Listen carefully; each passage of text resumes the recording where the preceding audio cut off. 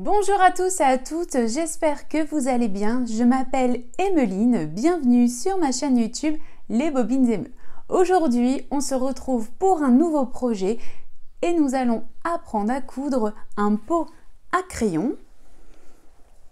Il sera facilement déclinable pour tout autre type de rangement, un pot pour ranger son maquillage ou même encore les accessoires de couture. Je vous propose de réaliser ce pot à crayon en deux tailles. Ici, vous avez le petit format et là, mon premier prototype, c'est en plus grand format. Vous voyez, pour ranger les accessoires de couture, c'est le format idéal.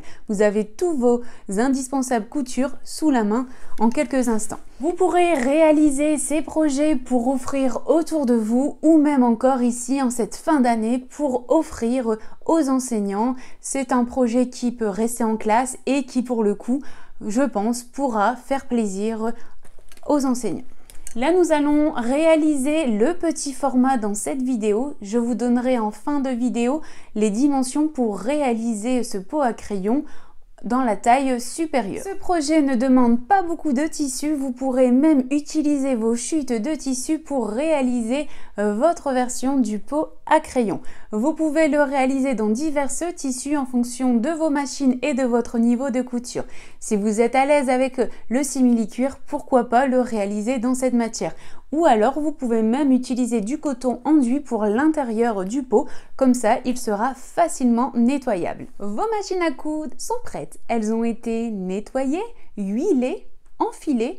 Vous êtes bien abonné à ma chaîne, alors c'est parti, on y va. Pour réaliser la partie extérieure, utilisez soit du bulle gomme si vous en avez à la maison, ou alors de la mousse sur résin. Il faut vraiment quelque chose qui donne un bon maintien à votre ouvrage. Pour le petit modèle, nous aurons besoin de 4 rectangles de 10 par 14 cm et d'un carré de 10 par 10 cm.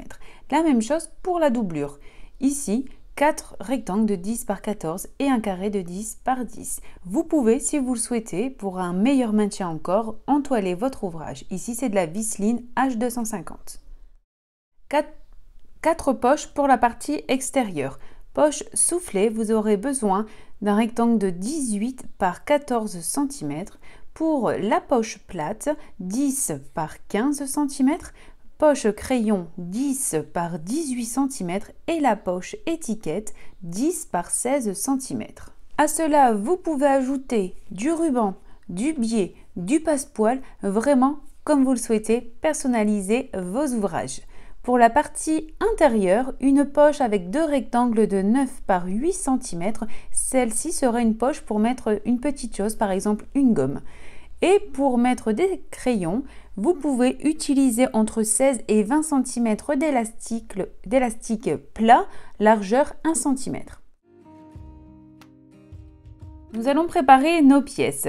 Pour cela, vous les positionnez bord à bord, vous épinglez et nous allons réaliser un petit carré sur le bord inférieur de 1 cm. Un à droite et un à gauche. Vous faites exactement la même chose pour tous vos rectangles de 10 par 14, aussi bien tissu extérieur que tissu doublure. Vous ferez la même chose pour les deux petits carrés également. Et vous découpez bien à l'intérieur vos rectangles.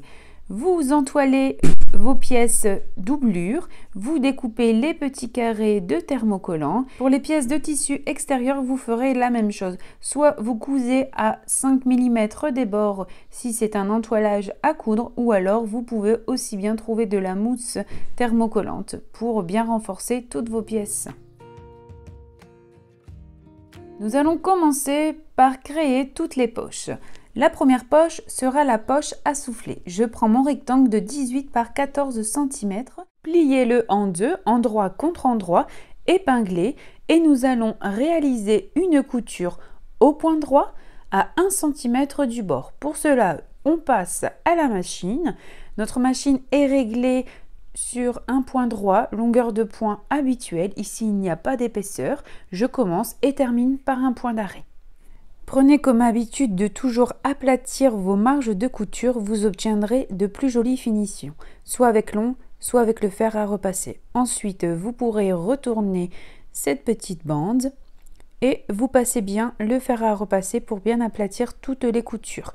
Il ne nous reste plus qu'à réaliser sur le bord supérieur une surpiqûre à 2 mm. Ici, j'ai fait le choix d'utiliser un fil contrastant pour bien mettre en évidence ma surpiqûre. Vous pouvez légèrement allonger la longueur de point si besoin. Je prends un premier rectangle de 10 par 14 de tissu extérieur, je marque le milieu et je fais un repère sur le bas à 1 cm du bord inférieur. Cela va m'aider à bien positionner ma poche à souffler. Je reprends ma poche à souffler, je vais marquer le milieu pour positionner ma poche bien centrée sur le rectangle. De cette manière, je peux bien aligner sur les lignes milieu que nous venons de tracer. Vous épinglez et nous allons réaliser une couture au point droit. Allongez la longueur de votre point, comme là il y aura de l'épaisseur. Vous commencez et terminez par un point d'arrêt. Ensuite, vous viendrez coudre les deux petits côtés de la poche à souffler. Et là, nous allons simplement venir replier, vous voyez, l'excédent de tissu du milieu afin de former les soufflets. Donc là, je vais bien me positionner, vous voyez, avec mes doigts, je pousse l'excédent de tissu pour bien être à plat et je fais la même chose de l'autre côté. Je pars du milieu, je pousse mon tissu vers l'extérieur et je viens le rabattre au milieu. De sorte que mes tissus sont bien à plat, il n'y a pas de bourrelet qui s'est créé. Je passe à la machine, n'hésitez pas à allonger la longueur de votre point. Ici, les coutures sont des coutures de maintien qui sont réalisées dans les marges de couture. Celle du bas, on la réalise bien à 2 mm du bord. La première poche à souffler est créée. Voilà ce que vous devez obtenir. Avec mon rectangle de 10 par 15 cm, je vais créer une poche plate. Soit j'utilise un passepoil. Ici, en fait, sur le bord cru en haut, vous positionnez bord à bord votre passepoil, vous faites une couture, vous retournez tout simplement et votre poche est créée. Là, moi, je vais simplement replier la poche envers contre envers, bien marquer le milieu, et je viendrai poser un biais à cheval sur les bords crus de la poche. Ici, j'ai pris un rectangle de 10 par 4 cm que je viens plier à la façon d'un biais, c'est-à-dire je marque le milieu et je viens rabattre chaque côté sur le milieu. Je passe le fer à repasser pour un travail de qualité et je viendrai insérer le biais à cheval sur ma poche. Je peux épingler si j'ai besoin et je viendrai réaliser une couture au plus proche du biais. Vous voyez, vraiment à 2 mm des bords. N'hésitez pas à légèrement allonger la longueur de votre point. Coupez l'excédent de biais de chaque côté et nous allons maintenant l'assembler sur le rectangle. Vous marquez un repère à la règle patchwork à 6 cm du bord afin de positionner correctement votre poche. Cela va vous aider à ce que vos poches soient bien droites. Et vous réalisez une couture de maintien dans les marges de couture à 2-3 mm des bords. Et voilà, votre poche plate est cousue. Maintenant, nous allons passer à la poche à crayon. On prend le rectangle de 10 par 18 qu'on vient replier endroit contre endroit. On marque le pli central et on vient épingler afin de réaliser une couture de la largeur de votre pied presseur. On passe à la machine à coudre. On commence et termine par un point d'arrêt, couture au point droit. La couture est réalisée, je peux retourner ma poche. Je viens bien tout aplatir au fer à repasser et je réalise une surpiqûre à 2 mm du bord afin de bien maintenir mes tissus ensemble. Ensuite, je vais tracer 2 lignes de repère à 1 cm de chaque côté des petits bords. Ici, c'est vraiment pour isoler et préserver mes marges de couture. À cela, je vais venir ajouter des repères tous les 2 cm. Et là, je vais créer l'espace pour insérer mes crayons plus tard. Ici, moi, j'ai choisi 2 cm pour des crayons fins. Vous pouvez faire un petit peu plus large si vos crayons sont plus larges, forcément. Nous avons bien nos 2 marges de couture de respecter de chaque côté et ensuite les espaces créés pour les crayons. Maintenant, nous pouvons assembler cette poche sur le 3e rectangle de 10 par 14. Je fais en sorte que ma poche soit vraiment positionnée, voyez, en respectant le fond du rectangle. Ici, je vais faire un repère à 5 cm pour vraiment m'aider à ce que ce soit bien droit. Comme ça, je sais que mes deux côtés doivent vraiment bien être positionnés sur la ligne que nous venons de tracer. Je passe à la machine. Je commence par la ligne du milieu. J'allonge la longueur de point comme il y a de l'épaisseur et je viens renforcer mon point d'arrêt en faisant 2 allers-retours. Je termine de la même manière en faisant 2 allers-retours. Ensuite, je viens soit continuer mes coutures vers la droite ou vers la gauche, peu importe, mais au moins mon tissu et ma poche est bien centrée et bien placée. Je fais la même chose sur toutes les parallèles. Une fois que mes parallèles seront finis, je viendrai clôture les coutures par une couture à 2 mm du bord inférieur. Et voilà, ma troisième poche est terminée. Vous pouvez faire des essais pour voir si ce que vous voulez y mettre passe bien. Ici, moi, mon crayon friction effaçable et mon crayon de bois passent correctement. Maintenant, nous allons terminer avec la poche 4, la poche de 10 par 16 cm. Je l'ai appelée poche étiquette car il sera possible de la personnaliser selon vos goûts. Pliez le rectangle en deux, envers contre envers, épinglé et nous allons venir coudre un biais à cheval sur les bords crus de la poche. Je vous ai déjà montré cette étape précédemment. Je l'ai appelée poche étiquette car ici, vous pouvez personnaliser votre ouvrage soit avec du flex, soit avec des écritures, enfin voilà, vous faites comme vous le souhaitez. Là, je vous montre comment personnaliser cette petite poche avec un appliqué. Je découpe un gabarit étoile que je viens reporter sur l'envers d'une chute de simili-cuir. Dans tous les cas, prenez un tissu qui ne s'effiloche pas pour réaliser un appliqué. Je découpe tout simplement en suivant les lignes que je viens de tracer. Et j'obtiens mon étoile que je viens positionner sur la poche. Faites attention de positionner votre appliqué sans toucher le bas de la poche car ici il y aura une surpiqûre par la suite. Je positionne au milieu. Pour ne pas abîmer le simili, j'utilise du scotch de peintre que je viens positionner sur les extrémités et je viendrai réaliser une couture à 2 mm des bords. Pour cela, on passe à la machine. Vous pouvez installer un pied spécial téflon qui ne glisse pas, ou alors si vous rencontrez des difficultés, pourquoi pas mettre un papier de soie en dessous de votre pied presseur. Il existe diverses petites astuces pour bien coudre le simili. Ici, il est important de bien allonger la longueur de votre point.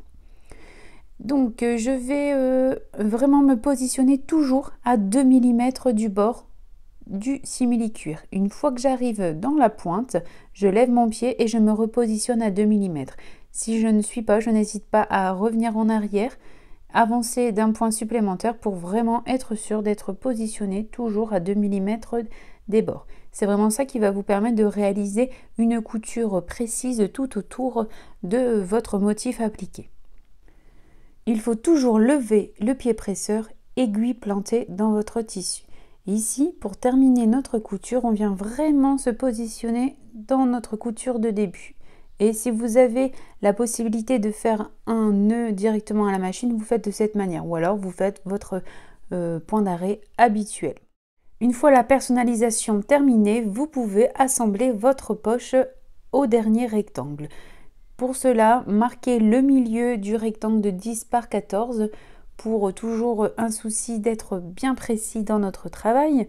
Vous faites la même chose pour la poche, vous venez marquer le milieu dans le sens de la longueur, vraiment de chaque côté, c'est là où ça va être essentiel pour vous faciliter l'assemblage et bien mettre ligne contre ligne du milieu, on épingle et ensuite on pourra réaliser nos coutures de maintien de chaque côté et une surpiqûre en bas de la poche à 2 mm du bord. Les préparatifs des poches sont terminés. Maintenant, nous allons assembler tous les rectangles au carré de 10 par 10. Pour cela, vous pouvez positionner et choisir l'ordre que vous préférez pour la position des poches, par exemple. Pour l'assemblage des rectangles au carré, il est important d'être bien précis. C'est pour ça que je vous ai fait découper des petits carrés d'1 cm. Il faut vraiment qu'ils soient bien positionnés bord à bord, angle contre angle. Vous épinglez et vous réalisez une couture précisément en début. Je vous montre de plus près. Au tout début, ici, je commence ma couture à 1 cm des bords et je termine précisément de l'autre côté. À la machine, n'hésitez pas à allonger la longueur de point. Vous commencez et terminez par un point d'arrêt et on procède de la même manière pour les 3 autres rectangles. Il est important de bien être précis vraiment dans vos assemblages pour obtenir un joli résultat. Continuez l'assemblage comme je vous ai montré, étape par étape, et ensuite je vous montre de plus près à la machine. À la machine, je viens positionner au plus proche mon tissu. Vous voyez ici, je fais attention de ne pas prendre d'autres tissus au fur et à mesure de l'assemblage. Vraiment, je vais me positionner précisément en début du petit carré à 1 cm du bord. Je vais commencer par un point d'arrêt, je couds au point droit. Je peux allonger la longueur de point en fonction de l'épaisseur. Ici, il y a du bulle-gomme. Si vous utilisez de la mousse sur résin, c'est pareil. N'hésitez pas à utiliser une aiguille adaptée à votre tissu et d'allonger la longueur de votre point. De cette manière, vous ne rencontrerez pas de difficultés pour assembler toutes vos pièces. Une fois que c'est fait, le fond est formé. Maintenant, je vais venir assembler les côtés. Assembler bord à bord, épingler, et nous allons procéder de la même manière pour réaliser toutes nos coutures à 1 cm du bord, et je viens bien rejoindre les 1 cm de ma couture précédente. Je vous montre ça de plus près à la machine. Ma couture va vraiment venir débuter au 1 cm du petit carré et elle va venir vraiment former un angle droit avec la couture précédente d'assemblage du fond. Vous procéderez exactement de la même manière pour les autres côtés. Il faut vraiment que vos 2 coutures reforment un angle droit. Les coutures d'assemblage du fond du carré avec vos coutures du côté. Je vous montre de plus proche. Vous voyez ici, j'ai bien un angle droit qui se forme. Mes côtés sont cousus, je n'hésite pas à enlever l'excédent de marge de couture et surtout à enlever un petit peu de boule gomme au niveau des coins afin de réduire les épaisseurs et faciliter, vous voyez aussi lorsque nous allons retourner l'ouvrage, à avoir de beaux angles. Retournez l'ouvrage et faites en sorte de bien faire ressortir tous les angles. N'hésitez pas à aplatir les marges de couture avec vos doigts pour vraiment bien faire ressortir tous les angles, toutes les coutures. Ici, on ne peut pas trop travailler avec le fer à repasser comme il y a le boule gomme en dessous, ou s'il y a la mousse résin. En général, ce sont des matières qui n'apprécient pas trop la chaleur. Donc on travaille avec nos doigts. Prenez vos 2 rectangles de 9 par 8 cm, assemblez-les endroit contre endroit, épinglez et réalisez une couture à 1 cm des bords en laissant bien une ouverture pour retourner l'ouvrage. Avant cela, on dégarnit tous les angles afin de limiter les épaisseurs. On retourne l'ouvrage et bien sûr, on n'hésite pas à bien faire ressortir tous les angles avec le petit outil retourne-angle de précision. C'est encore plus facile. Une fois que c'est fait, vous pourrez passer le fer à repasser pour vraiment bien aplatir toutes vos coutures. Nous n'allons pas refermer l'ouverture tout de suite, nous le ferons directement lors de l'assemblage de la petite poche à la partie doublure. Toujours pour un souci de beau travail avec de belles qualités, je vais marquer le milieu de ma pièce de 10 par 14 et le milieu de ma poche également, dans le sens de la longueur comme dans le sens de la largeur. De cette manière, nous avons vraiment une croix qui se forme, voyez, et là nous pourrons positionner de manière très précise au centre la poche, cette petite poche qui peut servir pour mettre une petite gomme ou vraiment des petits accessoires. Elle a été conçue pour être petite et pratique à portée de main. Je vais épingler tout autour et nous réaliserons une couture à 2 mm des bords. Ne pas coudre sur le haut bien entendu pour laisser la poche ouverte. Je prends un autre rectangle de 10 par 14, je marque le milieu de celui-ci et je viens faire 2 repères à 1 cm des bords sur cette ligne, aussi bien à gauche qu'à droite. Là ici en fait je suis en train de marquer mes marges de couture. Une fois que ça c'est fait, je vais pouvoir venir tracer des repères sur ma ligne centrale tous les 2 cm. Ça correspond à l'espace de l'élastique que je veux. Vous pouvez faire tous les 3 cm, vraiment à vous de choisir. Ensuite, je prends l'élastique et soit je fais directement sur le tissu. Je vous explique le principe. Vous faites voilà, on épingle le début de l'élastique. Ensuite, vous allez choisir la largeur dont vous avez besoin pour l'élastique. Soit vous mettez votre doigt, vous épinglez et hop, on obtient facilement l'espace suffisant pour des crayons. Soit vous choisissez de mettre un petit peu plus grand si vous voulez mettre autre chose, quelque chose de plus large, un rouleau de colle par exemple, un bâtonnet de colle. Vraiment, vous choisissez la largeur que vous souhaitez. Ou alors, on part sur l'élastique directement, on va tracer nos repères. Pour des crayons, vous pouvez faire un espace tous les 4 cm. À la machine, je réalise une première couture de maintien dans la marge de couture à 2 mm des bords. Ensuite, je viens faire correspondre les repères. Les repères sur le tissu sont à 2 cm, sur l'élastique sont à 4 cm comme nous avons vu précédemment. Et là, je viens faire des allers-retours. Je vais vraiment consolider ma couture en faisant plusieurs allers-retours. Je n'hésite pas à en faire au moins 3 voire 4 pour vraiment être sûr que ma couture tienne dans le temps. Et je procède exactement de la même manière pour tous les repères effectués sur l'élastique. Mes coutures sont réalisées, je viens enlever tous les petits fils de couture et je coupe l'excédent d'élastique. En tout, j'en ai eu besoin, on va dire 16 cm. Prévoyez 20 cm, prévoyez toujours une marge d'aisance. Voilà, pour moi, mes parties doublures sont terminées. Si vous le souhaitez sur les autres, vous pouvez faire d'autres poches également. Moi, je vais vraiment m'arrêter à ma petite poche pour ma gomme et l'élastique pour les crayons. Et là, nous allons venir assembler. Vous voyez, à chaque fois, c'est bien bord à bord, comme je vous ai montré pour le tissu extérieur. Ici, ce sera d'autant plus facile. Il n'y a pas d'épaisseur, il n'y a pas de bulle gomme, il y a juste l'entoilage qui est assez léger. Donc, vraiment, il n'y a pas de difficulté pour l'assemblage de la doublure. Vous pouvez assembler vos 4 rectangles directement aux 4 côtés du carré. À la machine, je vais toujours coudre au point droit. Marge de couture de 1 cm. Je vous montre de plus près. Vous voyez, j'ai bien commencé ma couture exactement au 1 cm des petits carrés. Et vous procédez de la même manière pour l'assemblage des autres côtés. Une fois que le fond est assemblé, je peux assembler les côtés. Pareil, j'assemble bien, je positionne bien bord à bord mes côtés, j'épingle et je commence ma couture précisément dans la couture que nous venons de former du bord pour vraiment former l'angle droit que je vous ai montré tout à l'heure. Vous pouvez assembler tous vos côtés et ensuite passer à la couture. Je commence par un point d'arrêt, je suis bien positionnée à 1 cm du bord et je vais faire en sorte que mes tissus restent toujours bien alignés. Je terminerai par un point d'arrêt et je vous montre de plus près ce que nous devons obtenir. Vous voyez, quand je vous parle de bien recréer l'angle droit juste ici. N'oubliez pas de laisser une ouverture sur l'un de vos côtés de la doublure. Tous mes côtés sont assemblés. Je vais enlever l'excédent de marge de couture et je n'hésite pas à dégarnir au niveau des coins.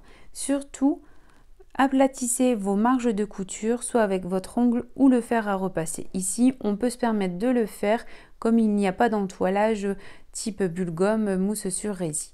Je n'hésite pas à dégarnir vraiment mes angles, vous voyez mes coins, pour obtenir de jolies finitions. Étape suivante, je retourne l'ouvrage pour m'assurer que tout soit ok, c'est-à-dire que toutes mes coutures sont bien cousues, je vérifie. Vérifiez avant d'assembler la doublure au tissu extérieur, bien entendu. Faites bien ressortir tous vos angles et si tout est ok, vous pouvez repasser la doublure sur l'envers. J'ai pris soin de bien aplatir toutes mes marges de couture. Je peux maintenant insérer la partie extérieure dans la doublure, de sorte que mes deux ouvrages sont endroit contre endroit. Et là, nous allons prendre soin de bien assembler bord à bord les deux parties. Vous voyez, au niveau des coutures d'assemblage, vous épinglez bien dans la couture pour avoir un travail bien régulier. Ici, il est important de vraiment bien aplatir vos marges de couture sur le tissu extérieur car il y a de l'épaisseur.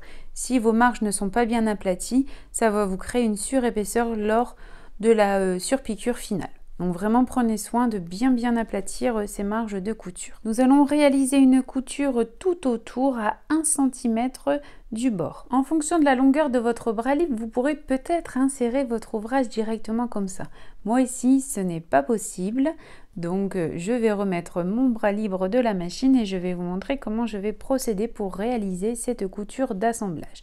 Nous allons faire en sorte de bien aplatir l'ouvrage, qu'il n'y ait pas de tissu derrière et au fur et à mesure de faire avancer le tissu.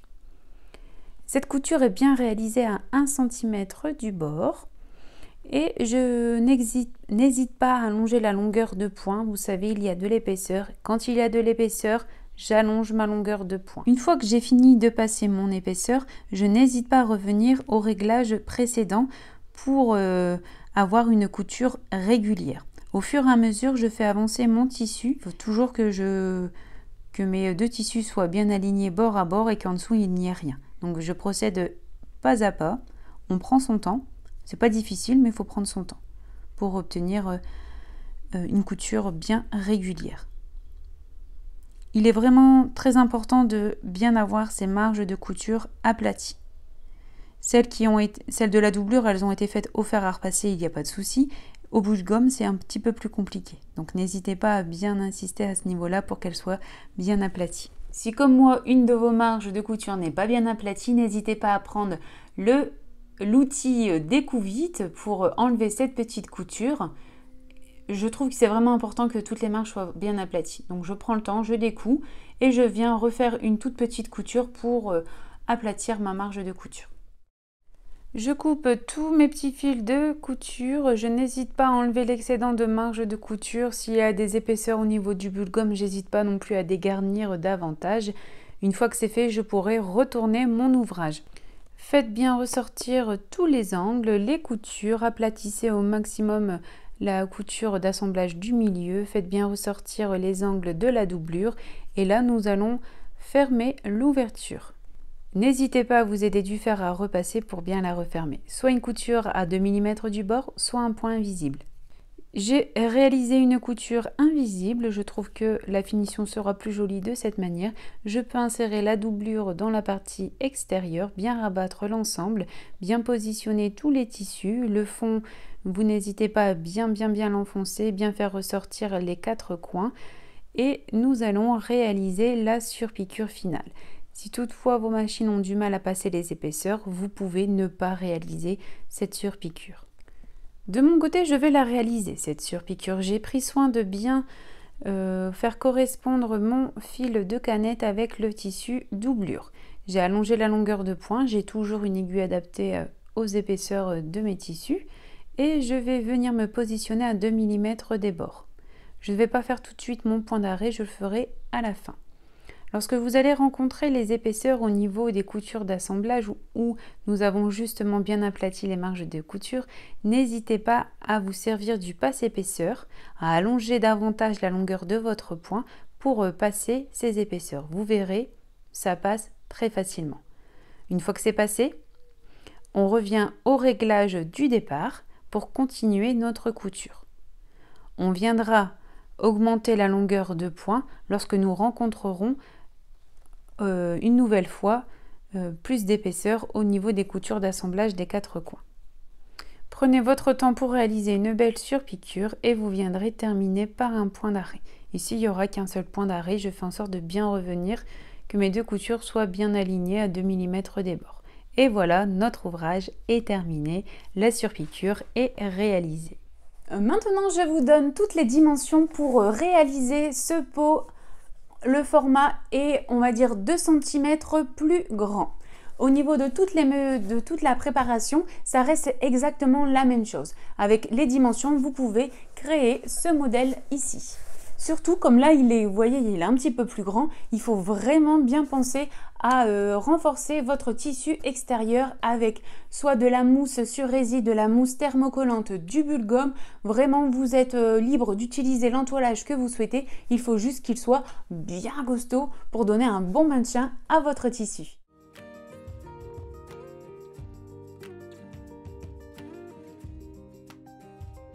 Si vous avez aimé coudre avec moi votre pot à crayon, avec ses multiples poches et rangements, laissez-moi un petit j'aime, ça fait toujours plaisir, c'est encourageant pour la suite, ça aide aussi à faire connaître la vidéo et à ce que la chaîne grandisse petit à petit. Et bien sûr, vous pouvez partager vos versions de ce petit pot à rangement sur le club d'Emeu. Je vous laisse le lien juste ici pour rejoindre facilement le groupe sur Facebook. Bien sûr, ce groupe est un groupe privé. Merci de respecter ce qui se passe sur ce groupe, de le laisser dans ce groupe et de ne pas partager dans les autres groupes diverses informations et calomnies. Merci beaucoup.